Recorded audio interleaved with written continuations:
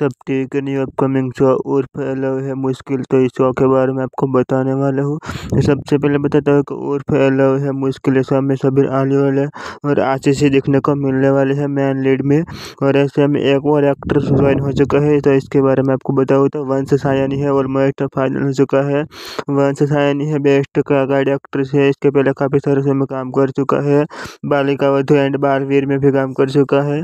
और ऐसे में अब ये शो में इसका करेक्टर बहुत इंपॉर्टेंट होने वाला है। उर्फ लव है मुश्किल शो, और ये IPL के बाद लॉन्च होने वाला है, मई मंथ में लॉन्च होने वाला है।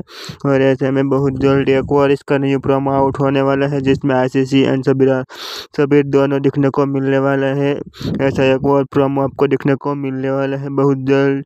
और ऐसे में उर्फ लव है मुश्किल शो का प्रोमो आपको कैसा लगा है, और ऐसे शो को लेकर आप कितने एक्साइटेड है, ये भी कमेंट बॉक्स में बता देना।